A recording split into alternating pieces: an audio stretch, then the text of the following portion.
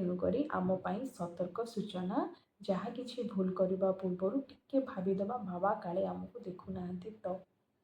ନିଶ୍ଚିତ ସବୁ ଭକ୍ତଙ୍କ ଉପରେ ବାବାଙ୍କର ଦୃଷ୍ଟି ରହିଛି। ସେ କୌଣସି ଭକ୍ତର ହାତ କେବେ ଛାଡ଼ନ୍ତି ନାହିଁ। ଓମ୍ ଶ୍ରୀ ସାଇ ନାଥାୟ ନମଃ। ସମସ୍ତ ସାଇ ଭକ୍ତଙ୍କୁ ମୋର ହୃଦୟରୁ ପ୍ରଣାମ। ଆପଣମାନଙ୍କୁ ସାଇକି ପ୍ରେମଧାରା ଚ୍ୟାନେଲର ପରିବାରକୁ ସ୍ୱାଗତ କରୁଛି। ଆଜି ଆମେ ବାବାଙ୍କର କିଛି ଅମୃତ ଉପଦେଶ ବାଣୀ, ଯାହାକି ଶ୍ରୀ ସାଇ ସଚ୍ଚରିତ୍ରରେ ବର୍ଣ୍ଣିତ ଅଛି, ସେଗୁଡ଼ିକୁ ଉପରେ ଆଲୋଚନା କରିବା। ଯାହା କେବଳ ଶୁଣିବା କିମ୍ବା ପଢ଼ିବା ପାଇଁ ନୁହେଁ, ବରଂ ନିଜ ଜୀବନରେ ପାଳନ କରିବା ନିହାତି ଆବଶ୍ୟକ। ଯାହା ପଢ଼ିଲେ ଶୁଣିଲେ ଆମ ମନରେ ବାବାଙ୍କ ପ୍ରତି ଭକ୍ତି, ପ୍ରେମ, ଶ୍ରଦ୍ଧା, ସ୍ନେହ, ବିଶ୍ୱାସ, ସନ୍ମାର୍ଗର ଆଲୋକଟିଏ ଜାଳିଥାଏ। ଏହିସବୁ ଉପଦେଶ ବାଣୀ ସଦା ସର୍ବଦା ଆମକୁ ବାବା ପାଖରେ ଥିବାର, ଉପସ୍ଥିତି ବାବାଙ୍କର ଅନୁଭବ କରାଉଥାଏ।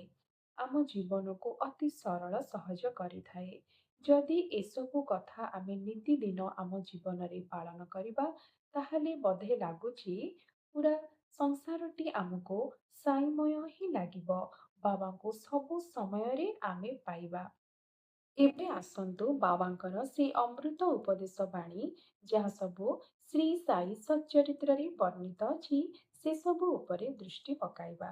ଦିନେ ମଧ୍ୟାହ୍ନ ସମୟରେ ଆରତି ସରିଯିବା ପରେ ଭକ୍ତମାନେ ଯେତେବେଳେ ନିଜ ନିଜର ଗୃହକୁ ପ୍ରତ୍ୟାବର୍ତ୍ତନ କରୁଥିଲେ, ସେହି ସମୟରେ ବାବା ହଠାତ୍ କହିବାକୁ ଲାଗିଲେ, ତୁମେ ଯେଉଁଠି ବି ଥାଅ, ଯାହା ଇଚ୍ଛା ତାହା କର, କିନ୍ତୁ ସର୍ବଦା ଏକଥା ସ୍ମରଣ ରଖ ଯେ ତୁମେ ଯାହା କିଛି କରୁଛ, ସେ ସବୁ ମୋତେ ଜ୍ଞାତ ଅଟେ।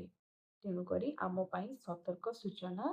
ଯାହା କିଛି ଭୁଲ କରିବା ପୂର୍ବରୁ ଟିକେ ଭାବିଦେବା, ବାବା କାଳେ ଆମକୁ ଦେଖୁନାହାନ୍ତି ତ। ନିଶ୍ଚିତ ସବୁ ଭକ୍ତଙ୍କ ଉପରେ ବାବାଙ୍କର ଦୃଷ୍ଟି ରହିଛି। ସେ କୌଣସି ଭକ୍ତର ହାତ କେବେ ଛାଡ଼ନ୍ତି ନାହିଁ। ଚାଲନ୍ତୁ ଆଗକୁ ପଢ଼ିବା। ମୁଁ ସମସ୍ତ ପ୍ରାଣୀଙ୍କର ପ୍ରଭୁ ଓ ଘଟ ଘଟରେ ବ୍ୟାପ୍ତ ଅଟେ। ମୋର ଉଦରରେ ସମସ୍ତ ଜଡ଼ ଓ ଚେତନ ପ୍ରାଣୀ ସମାହାର ହୋଇଛନ୍ତି। ମୁଁ ସମସ୍ତ ବ୍ରହ୍ମାଣ୍ଡର ନିୟନ୍ତ୍ରଣକର୍ତ୍ତା ଓ ସଞ୍ଚାଳକ ଅଟେ। ମୁଁ ହିଁ ସୃଷ୍ଟି, ସ୍ଥିତି ଓ ସଂହାର କର୍ତ୍ତା। ମୋର ଭକ୍ତି କରୁଥିବା ବ୍ୟକ୍ତିର କୌଣସି କ୍ଷତି ସମ୍ଭବ ନୁହେଁ। ମୋର ଧ୍ୟାନକୁ ଉପେକ୍ଷା କରୁଥିବା ବ୍ୟକ୍ତି ମାୟା ଜାଲରେ ଆବଦ୍ଧ ହୋଇଯାଏ। ସମସ୍ତ ଜୀବ, ପ୍ରାଣୀ, କୀଟପତଙ୍ଗ ତଥା ଦୃଶ୍ୟମାନ, ପରିବର୍ତ୍ତନଶୀଳ ଏବଂ ସଚରାଚର ବିଶ୍ୱ ମୋର ହିଁ ସ୍ୱରୂପ ଅଟନ୍ତି।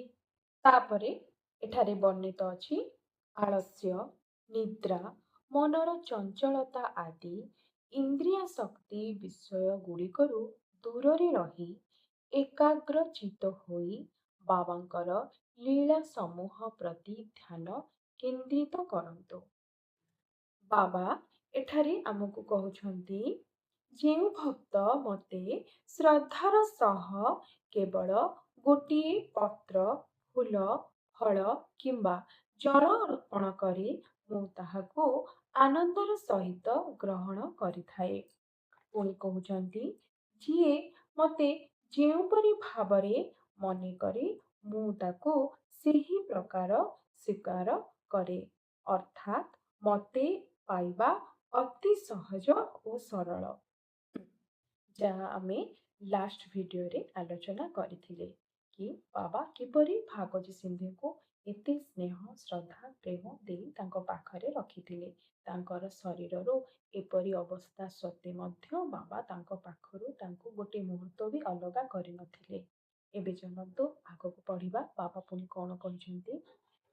ଚତୁରତା ତ୍ୟାଗ କରି ସର୍ବଦା ସାଇ ସାଇ ସ୍ମରଣ କର। ଏହିପରି ଆଚରଣ କରିବା ଦ୍ୱାରା ସମସ୍ତ ବନ୍ଧନ ତୁଟିଯିବ ଏବଂ ତୁମରି ମୁକ୍ତି ହୋଇଯିବ। ପୁଣି ଏଠାରେ ବର୍ଣ୍ଣିତ ଅଛି, ଅତି ଧ୍ୟାନ ସହକାରେ ଶ୍ରୀ ସାଇଙ୍କର ମହାନତା ତଥା ଶ୍ରେଷ୍ଠତା ସମ୍ପର୍କରେ ଶ୍ରବଣ କଲେ ଏହି କଥା ସାଂସାରିକ ଭୟକୁ ଦୂର କରି ଆଧ୍ୟାତ୍ମିକ ପଥରେ ଅଗ୍ରସର କରାଏ। ଏଥି ନିମନ୍ତେ ଏହି କଥାକୁ ସର୍ବଦା ଶ୍ରବଣ କରି ମନନ କରି ଆଚରଣରେ ମଧ୍ୟ ପାଳନ କରିବା ଉଚିତ। ସାଂସାରିକ କାର୍ଯ୍ୟରେ ପ୍ରବୃତ୍ତ ରହି ମଧ୍ୟ ନିଜର ମନ ସାଇ ଏବଂ ତାଙ୍କର କଥାରେ ନିୟୋଜିତ କରାଯାଇପାରିବ। ସନ୍ଥଙ୍କ କଥାର ଶ୍ରବଣ ସନ୍ଥ ସମାଗମ ସଦୃଶ ଅଟେ। ସନ୍ଥ ସାନ୍ନିଧ୍ୟ ମହତ୍ଵ ଅତି ମହାନ ଅଟେ। ତାହାଦ୍ୱାରା ଦୈହିକ ଚେତନା, ଅହଙ୍କାର ଏବଂ ଜନ୍ମ ମୃତ୍ୟୁ ଚକ୍ରରୁ ମୁକ୍ତି ଲାଭ ହୋଇ ପରମ ଗତି ପ୍ରାପ୍ତ ହୁଏ। ବାବା କହିଛନ୍ତି, ଯଦି ତୁମେ କୌଣସି ସାଧନା ଯଥା ନାମ ସ୍ମରଣ, ପୂଜନ ବା ଭକ୍ତି ଇତ୍ୟାଦି କରୁନାହଁ, ତଥାପି ଯଦି ତୁମେ କେବଳ ଅନନ୍ୟ ଭାବରେ ସନ୍ଥଙ୍କ ଶରଣାଗତ ହେଉଛ, ତାହେଲେ ମଧ୍ୟ ସେ ତୁମକୁ ସହଜରେ ଭବସାଗରରୁ ପାର କରିବେ। ଏହି କାର୍ଯ୍ୟ ନିମିତ୍ତ ସନ୍ଥ ବିଶ୍ୱରେ ପ୍ରକଟ ହୁଅନ୍ତି। ପବିତ୍ର ନଦୀ ଗଙ୍ଗା, ଯମୁନା, ଗୋଦାବରୀ, କୃଷ୍ଣା, କାବେରୀ ଆଦି ସଂସାରର ସମସ୍ତ ପାପକୁ ଧୋଉଥିଲେ ମଧ୍ୟ ସେମାନଙ୍କର ବି ଇଚ୍ଛା ଥାଏ ଯେ କୌଣସି ସନ୍ଥ ମହାତ୍ମା ନିଜର ଚରଣ ସ୍ପର୍ଶରେ ତାଙ୍କୁ ପବିତ୍ର କରନ୍ତୁ। ସନ୍ଥଙ୍କର ପ୍ରଭାବ ଏହିପରି। ଗତ ଜନ୍ମର ଶୁଭ କର୍ମର ଫଳ ଯୋଗୁଁ ହିଁ ଶ୍ରୀ ସାଇଙ୍କ ଚରଣ ପ୍ରାପ୍ତି ସମ୍ଭବ ହୁଏ। ଆମେମାନେ ସତରେ ବହୁତ ଭାଗ୍ୟବାନ, ଯିଏକି ବାବାଙ୍କର ଚରଣରେ ସଦା ସର୍ବଦା ଆମେ ଅଛୁ। ଏବେ ଚାଲନ୍ତୁ ବାବାଙ୍କର ସେହି ମୋହ ବିନାଶକ ସ୍ୱରୂପ ତାଙ୍କର ଚରଣର ଧ୍ୟାନ କରିବା। ତାଙ୍କର ସ୍ୱରୂପ କେତେ ସୁନ୍ଦର ଓ ମନୋହର। ମସଜିଦର କୋଣରେ ଦଣ୍ଡାୟମାନ ହୋଇ ସେ ଭକ୍ତଗଣଙ୍କୁ ସେମାନଙ୍କର କଲ୍ୟାଣ ନିମିତ୍ତ ଉଦି ବିତରଣ କରୁଛନ୍ତି। ଯିଏ ଏହି ବିଶ୍ୱକୁ ମିଥ୍ୟା ମନେକରି ସଦା ଆତ୍ମାନନ୍ଦରେ ନିମଗ୍ନ ରହୁଥିଲେ, ସେହି ସଚ୍ଚିଦାନନ୍ଦ ସାଇ ସଦ୍‌ଗୁରୁ ମହାରାଜଙ୍କ ଚରଣ କମଳରେ ମୋର ବାରମ୍ବାର ପ୍ରଣାମ। ବାବାଙ୍କର ଏହି ଅମୂଲ୍ୟ ଉପଦେଶ ବାଣୀ ଯଦି ସତରେ ଆପଣଙ୍କ ହୃଦୟ ସ୍ପର୍ଶ କରୁଥାଏ, ତାହେଲେ ଏହି ଭିଡ଼ିଓଟିକୁ ଅଧିକରୁ ଅଧିକ ମାତ୍ରାରେ ଆପଣଙ୍କ ପରିବାର, ସାଙ୍ଗସାଥୀମାନଙ୍କୁ ସେୟାର କରନ୍ତୁ, ଯାହାଦ୍ୱାରା ବାବାଙ୍କର ଏହି ବାଣୀ ଉପଦେଶ ସମସ୍ତଙ୍କ ପାଖରେ ଆଶୀର୍ବାଦ ସ୍ୱରୂପ ପହଞ୍ଚି ପାରିବ। ଯଦି ଭିଡ଼ିଓଟିରେ ମୋର କିଛି ତ୍ରୁଟି ଥାଏ, ତାହେଲେ ହୃଦୟରୁ ଆପଣମାନଙ୍କୁ କ୍ଷମା ମାଗୁଛି, ମୋତେ କ୍ଷମା କରିବେ। ଯଦି ଭିଡ଼ିଓଟି ଆପଣଙ୍କୁ ଭଲ ଲାଗୁଥାଏ, ତାହେଲେ ଆମ ଚ୍ୟାନେଲକୁ ସବସ୍କ୍ରାଇବ୍ କରିବାକୁ ଭୁଲିବେନି। ଚ୍ୟାନେଲଟିର ନାମ ଧ୍ୟାନରେ ଶୁଣନ୍ତୁ, ସାଇ କି ପ୍ରେମ ଧାରା। ବାବାଙ୍କ ଚରଣରେ ସଦା ସର୍ବଦା ଶ୍ରଦ୍ଧା ସବରି ରଖିଥାନ୍ତୁ। ରହିଲି। ଜୟ ଶ୍ରୀ ସାଇ।